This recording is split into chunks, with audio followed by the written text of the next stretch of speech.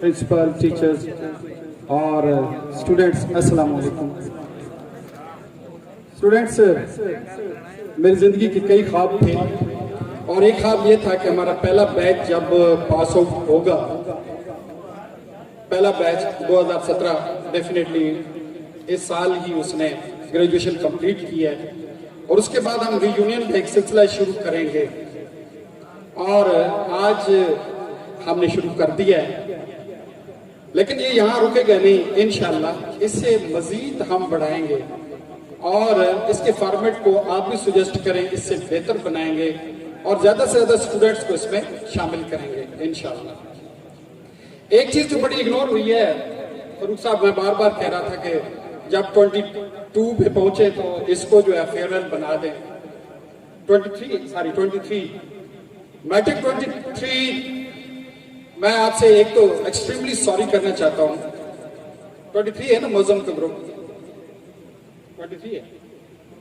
I am really sorry कि आपका farewell party जो है बहुत लेट हुई है और यकीन जाने इसमें हमारा कोई कसूर नहीं है। क्या किसका कसूर है?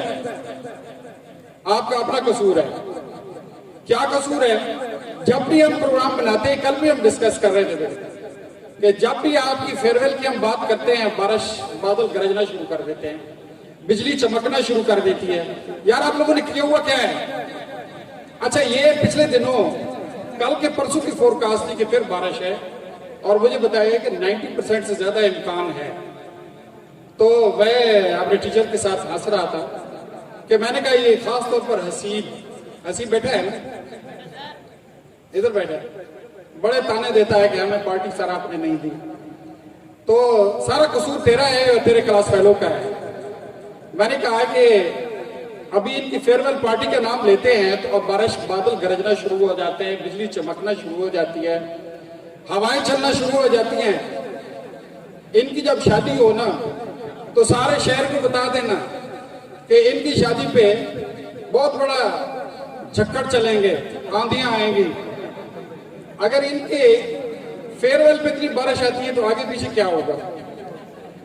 बहरहाल बेटे, वी आर रियली सॉरी कि आपकी फेयरवेल लेट हुई है, लेकिन याद रखें कि हमने आपको कभी इग्नोर नहीं किया।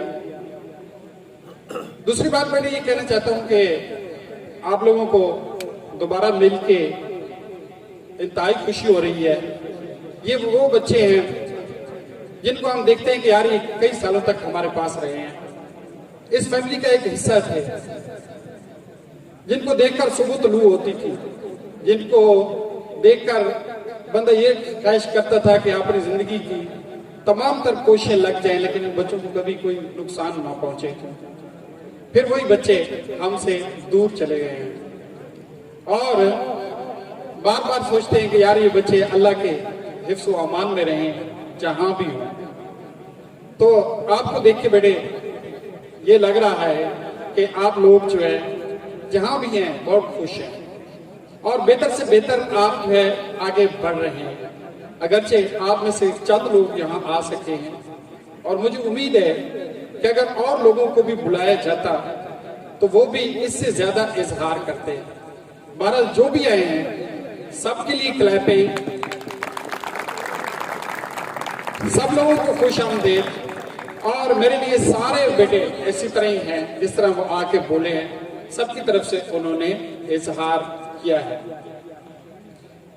बेटे जहां तक मेरा ताल्लुक है, हमने स्कूल, मैंने एक बात सुनी थी कि तैयब अर्दगान जो है, तैयब अर्दगान तुर्की एक वो मुल्क था जो कि बिल्कुल सेक्युलर किस्म का मुल्क था, लेकिन एक टीचर था, उसका नाम था जमशेद। उसने एक स्कूल खोला था, इस ख्याल से खोला था कि मेरे इस इदारे से ऐसे लोग निकलेंगे जो इस मुल्क की बाग डोर संभालेंगे, ना सिर्फ बाग डोर संभालेंगे बल्कि इस मुल्क को सही इस्लामी मुमलिकत बनाएंगे और इस मुल्क को दुनिया में इज्जत देंगे। पहले इज्जत इतनी नहीं थी और अल्लाह ने उसका ख्वाब पूरा किया और तैयब अर्दगान की शक्ल में, अब्दुल्ला गुल की शक्ल में और बहुत सारे लोगों की शक्ल में तुर्की जो है बदल गया। खुदा गवाह है कि मेरा भी यही ख्वाब है और आपसे वही उम्मीदें हैं बेटे कि आप ही में से वो लोग हैं जो इंशाअल्लाह इस मुल्क का नक्शा बदलेंगे, इस मुल्क के अंदर तब्दीली लेके आएंगे। जिस शोबे में भी होंगे इंशाअल्लाह आप दयानतदारी का नमूना होंगे। जिस जगह पे भी होंगे आप जो है लोगों के लिए मिसाल बनेंगे। तो दूसरी बात बेटे मैं ये कहना चाहता हूं, बल्कि तीसरी बात ये कहना चाहता हूं, रात बहुत बीत गई है, थक भी गए होंगे, कि कभी भी अपने ख्वाबों को मत तर्क करना बेटे। अपने ख्वाबों पे कभी कंप्रोमाइज नहीं करना। जो ख्वाब आपने देखे हैं उससे कम पे दम नहीं लेना, उस तक पहुंच के रहना है बेटे, पहुंच के रहना है। मैं आपको देखता हूं, इसमें कोई शक नहीं कि हमारा इलाका बैकवर्ड है, लेकिन आपके ज़हन कभी भी बैकवर्ड नहीं है। मैं ये कोई जो भी कह दे मैं कभी तस्लीम नहीं करूंगा। मेरे स्टूडेंट्स के ज़हन खुदा गवाह है कभी बैकवर्ड नहीं है। मैंने दुनिया देखी है, मुल्क भी देखा है, मुल्क से बाहर भी देखा है। यकीन जाने मैं वैसे नहीं छोड़ रहा। मैंने इन बच्चों को देखकर कह रहा हूं कि ये लोग किसी भी मेट्रोपॉल सिटी में बैठे हुए स्टूडेंट से किसी तरह से भी कम नहीं है। ये अपनी सोच में, अपने इरादों में, अपने यकीन में ये पुख्ता है। बस बेटे ये है कि मैं सिर्फ यही कहूंगा कि अपने ख्वाबों को कभी तर्क नहीं करना, ख्वाबों को पा लेना। जिंदगी बड़ी मुख्तसर सी है बेटे, कोई लंबी चौड़ी जिंदगी नहीं है। पता ही नहीं चलता, कल मुझे लगता है मैं वहां बैठा था, आज जो है यहाँ पे खड़ा हूं और कल यहाँ भी नहीं होगा। तो बेटे इस आपने जो इरादा किया है मुसम्मम इरादा करें और फिर उस पर लग जाएं। मुझे आप में से वो स्टूडेंट शायद बैठा हो, मुझे याद आ रहा है कि वो स्टूडेंट एक दफा मुझे मिला, बड़ा मायूस से खड़ा फिर रहा था। मैंने कहा बेटे क्या हुआ? कहते सर मैंने वहां पे ट्राई किया और मैं नाकाम हो गया और मुझे गुस्सा चढ़ा। मैंने कहा बेटे मेरा स्टूडेंट, मेरा बेटा एक दफा नाकाम होने के बाद जो है मायूस हो गया है, तू तो 100 मरतबा भी गिरे ना तो फिर नई हिम्मत के साथ उठे, नई जुर्रत के साथ उठे और कहे कि मैंने कब गुजरना है।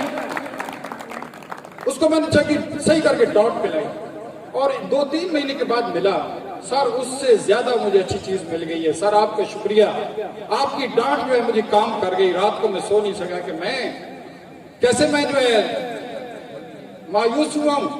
कभी मायूस नहीं होना बेटे, 10 दफा 20 दफा ट्राई करो, कोई बात नहीं, नाकामियां होती हैं। मैं आपको बताता हूं कि नाकामियां इंसान के लिए बहुत अच्छी होती हैं। मुझे कमीशन मिल गया था फर्स्ट टाइम, मुझे कभी उसकी कदर नहीं हुई। मैं शोबिज में चला गया, पहला ड्रामा लिखा, कभी कदर नहीं हुई। मैंने बहुत सारी चीजें अचीव की, लेकिन जो चीज मुशक्कत से मिली है, धक्के खा के मिली है, ठोकरें खा के मिली है, उसकी बड़ी अहमियत होती है और वो बड़ी अच्छी लगती है, उसका फल बड़ा अच्छा लगता है। तो कभी 100 दफा भी बेटे जहां भी हो अपनी मुशक्कत में लगे रहना और इससे कम पे कंप्रोमाइज नहीं करना। दूसरा जो कुछ हुआ है, बिलाल इस्माइल हमारा, उसने कुछ कहा है, मैं पूरी तरह समझ नहीं सका। बड़े इंशाल्लाह आप जैसे बच्चे मेरे दाएं बाएं खड़े होंगे ना तो कुछ भी नामुमकिन नहीं है। इंशाल्लाह बेटे जो आप कह रहे हैं कुछ मैं समझ गया हूँ और कुछ समझने की कोशिश कर रहा हूँ, तो आपकी ये बात इंशाल्लाह वो भी पूरी करेंगे इंशाल्लाह। इंशाल्लाह बेटे हर साल रीयूनियन होगी।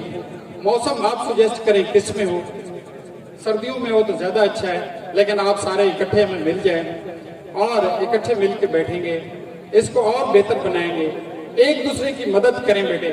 आपका जूनियर आपके पास आए तो यूं समझे कि मेरी रिस्पॉन्सिबिलिटी है, जैसे दानियाल ने कहा है और बाकी स्टूडेंट्स ने भी, कि आपका जूनियर आपके पास आए तो यूं समझे कि मेरी पहली रिस्पॉन्सिबिलिटी, पहली जिम्मेदारी ये है कि मैंने अपने भाई की मदद करनी है। और जो जूनियर हैं अपना सीना तान के जाएं अपने सीनियर के पास कि सर मेरी मदद करें, मेरे भाई मेरी मदद करें। और जब आप सीनियर हो जाएं तो फिर जो है दूसरों की मदद करें बेटे।